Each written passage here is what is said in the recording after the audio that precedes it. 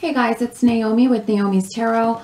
I am going to do a reading on Wendy Williams and what happened. I actually was a fan of her show and I used to watch Wendy most nights of the week to get my celebrity gossip, to get ideas for the channel on what was hot in the celebrity news, and I just liked her cattiness. I just thought it was entertaining. People can say what they want about her, but you know, the lady was going through a lot, and I believe she has Graves' disease, so you know, my compassion definitely goes out to anybody who has a terminal disease or condition, regardless of what they may say or not say. I don't say anything about people having karma with physical ailments and things like that. But I'm going to do a reading on Wendy, and I just want to let you know, if you want to check out reading prices and payment, all the information is on my website, naomitarot.com. I don't have to explain it anymore. Just go to the website. The link is down below for naomitarot.com, or you can just type it in, and you will find the button to pay, to donate, and the explanation on how to go about doing it on my site. All right, thank you so much. So now I'm going to do, Wendy is a Cancer. They are highly emotional, and no offense to any Cancer women. I have two nieces who are Cancer, so I have nothing against you. And I also tend to have the sign drawn to me for whatever reason a lot, because I'm a Virgo. But I find women who are Cancers to be the most emotional feminine energy, next to Libras and Virgos. And I would say next to that, Taurus can look feminine, but they don't really act like it as much. So I would say Pisces, Cancer, Virgo, and Libra tend to be the most feminine, with Cancer on the top. And this isn't about looks, because Leo females look really feminine, but they don't act like it necessarily. Cancers they can be a little loopy. Like, when you think of femininity and the extreme and the negative, it's like loopiness, like mental instability or emotional instability. So they could be really out there, but the good thing about them is they could be very nurturing and sweet, and like they're like the mother of the zodiac. So it's a little information that I know about Cancers, and I know you guys well, because like I said, I've had deep relationships with Cancers and they're drawn to me. There's a thing with Virgos and Cancers, and if you're a Cancer or a Virgo watching, you know what I'm saying. There's also a thing with Virgos and Scorpios too. Yeah, but it's a little different. It's more like a friendship vibe. Cancer, it's like soul family, you know. So Wendy, what is going on with Wendy? What happened with her show? Is she okay? Certainly only giving her positive vibes. I don't care what she says about celebrities. She doesn't go and harm people, so she doesn't deserve any harm upon herself, and I don't want to hear that crap. Same thing with Megan. I don't want to hear any of that stuff. Like, I don't wish those things on people. So anyways, let's see. How is Wendy doing? What is her current condition? And I'm using the Fairy Tarot cards by Redley Valentine, formerly by Doreen Virtue.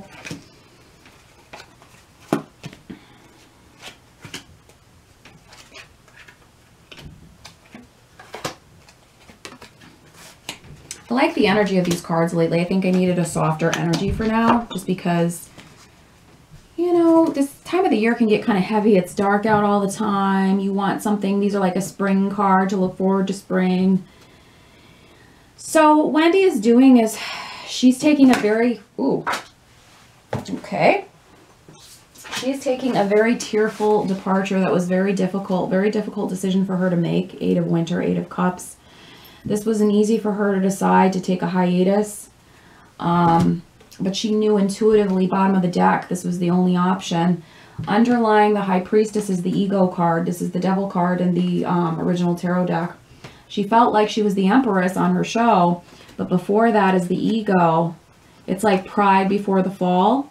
And I don't mean because of her gossiping. That's what she does. Hell, I gossip about celebrities on this channel. I'm not going to knock somebody else for gossiping about celebrities. I try to be a little kinder about it, but still. That's what she does. That was her thing. She's an entertainer.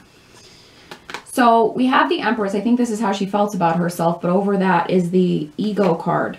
So it's like pride before the fall, like pride, like I can, not pride like she thinks she's better, but like pride that she felt like she could keep doing the show despite like the problems she was having.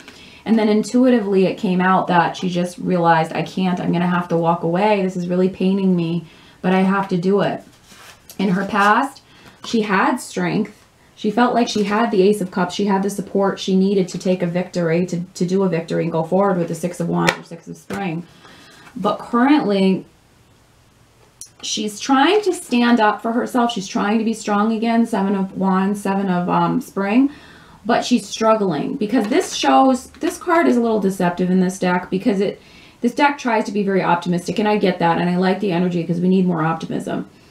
But being a realist as well, I'm optimistically realistic. Sometimes I can be sardonic too and sarcastic, but to be optimistic, you can say this card is about rising above, right? 7 of Spring. But in the original tarot deck, and we have Diana here, who looks like a very powerful, you know, she's got the bow and arrow. She's like Artemis. She's a very strong woman. But if you look at the original tarot deck, he's got a pained look on his face when he's holding up that wand. He looks distressed. He looks like, oh my God, I can't do this anymore.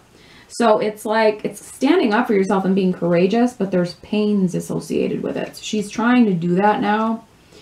What she doesn't want to think of anymore is work. 7 of Autumn, 7 of Pentacles is about putting your head down and working and putting all that effort into and working. Either that or that's the foundation of why she's feeling like this. I think that's more of the foundation. And on her mind is she's got too many options as she's overanalyzing on what to do next. 7 of Cups. And it's overwhelming her to the point where in the future she's got to learn to let go. 4 of Autumns, 4 of Pentacles. And she has to let go. She has to see things clearly because she's been running away from the truth. I don't know if that allegedly has to do with her husband, but I think it might. 7 of Winter, 7 of Swords. She's running away from something and she's refusing to let go. 4 of Winter, 4 of Pentacles. But deep inside, she knows this. This is her card. The Moon is Cancer. And the Chariot is also Cancer, but I feel like this is much more appropriate. I mean, how is the... I wonder this sometimes with some of these major arcana representations of the signs. I feel like in my mind, I'm going to rearrange the meanings of some of them. Some of them are very appropriate. Side note, some of them are not at all. Like Cancer is not the Chariot. I'm sorry. Cancers are very nurturing, mothery, deeply emotional, deeply connected signs. And the main representation of them in the tarot deck is the Chariot. Chariot is all about individualism and driving yourself forward and achieving. And I'm not saying Cancers are lazy underachievers. That's not what I mean at all. But that energy is more like Leo or Aries or Sagittarius. That's not Cancer energy. Cancer is the moon. They're symbolized by the moon besides the crab. And it's the mother goddess. It's the deep emotions. It's all the negatives and positives with the emotions, as I was saying, Cancers have earlier. You know, it's being almost bipolar and up and down. I'm not saying she is. I'm using this in general to describe Cancers. So in the negative, it's like being up and down and all over the place. And in the positive, it's being so intuitive, so nurturing to others and yourself.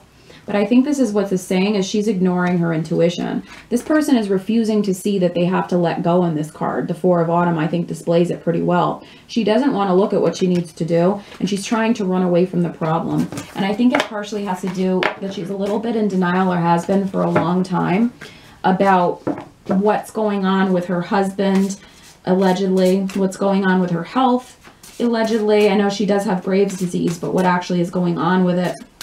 And she's had a tough time to accept this. You know, she wants to feel young, look young, have all that young energy because she does look good at her age. You know, you could say what you want about her. But she still is her age. You can look good at your age, but you're still your age, right? So in your 30s and 20s, you know, I'm not past those stages yet, so I don't know how it'll be later. But at least in your 30s and 20s, you can still kind of pretend, you know, I'm 25, but I look 19, and I can still kind of act like that because I'm still in my 20s. Or I'm 35, but I look 29, and I can still kind of act like that because I'm still in my 30s. But once you reach a certain age, from what I've heard, you know, you can't do it as much. You can, but you're still going to put more pressure on your body. There's still going to be more, and she's not accepting that, I think, and it's pushing herself too hard emotionally. And I'm not anybody who can give health advice. I am not qualified to do so, but I can say spiritually connected with the body, when we deny that, emotional things affect us as well. And if she is allegedly going through something with her husband, that denial in correlation with her age and pushing herself so much with her show and how long she's been a hard worker and she's done nothing but work her whole life, on top of, you know, her having this disease, it's like running away and not seeing it until she's forced to see it and forced to let go of something in her life so that she can really take care of herself. Past, present, and I'm only doing uprights, future. Past, present, future. Okay. So what she was focused on in the past was, of course, the Ace of Spring. That's all, you know, being a go-getter, doing what she does with her show, going on the new beginning with the new season of her show, balancing act with work and home. That's what she was always like and always focused on. Currently, she's trying to be optimistic. She wants to believe that things are still going to end up okay. And I think this refers to her relationship. The Nine of Cups is like Cinderella, you know, your true love, that you're going to have the world. This is what she's still focused on. In the future, though, I see Nine of Winter, Nightmare. It's worrying, and it's kind of realizing that the worst case scenarios that you believed maybe aren't as true as what you thought they were, or it's not being able to deal with negative emotions because of a negative situation. Learning that it may be difficult to hear things and it may be difficult to stand on your own, but this Ice Princess, you know, the Queen of Wands and the Princess of Queen of Swords and the Princess of Swords talks about standing on your own. There's very swords, all swords energy you see in her future. Swords energy is very much about the individual and standing on your own. And it's a refusal, I think, a denial, this Nine of Winter, Nine of Swords, for her to see what's going on. And it has to possibly do with a male air sign. Aquarius, Gemini, Libra, or a male who's very emotionally cut off. Either that, or it's just talking about unexpected changes in her future and her needing to be this Ice Queen and learn how to temper her emotions, because her fears, though some of them are unfounded, they are starting to surface, the things that she was denying. And at the bottom of the deck, again, we've got let go. She's got to let go of something, whether it's the show, whether it's the alleged toxic relationship. It's letting go. We wish her the best. I say we. I meant to say I, but I think I'm speaking for my guide. Wanted to say that. I wish her the very best. I never wish anything bad about anybody who has any health concerns or anything. I keep you in my prayers. We all keep you in our prayers. And we hope that, you know, she gets better and she feels better and she makes the decision that's best for her. Anyways, guys, this reading was for entertainment purposes only. They are subjective. There are no fixed outcomes. And you can, again, go on my website to check out readings and make payments. And I appreciate any donations anybody has given to me, as small as $5, as large as $100. I appreciate all of it. And all of my clients and customers, I very much appreciate you. And especially that I have so many returning clients. I really love that, because it means we truly resonate with each other. All right, guys. Well, thank you so much, and I will see you later. Bye-bye.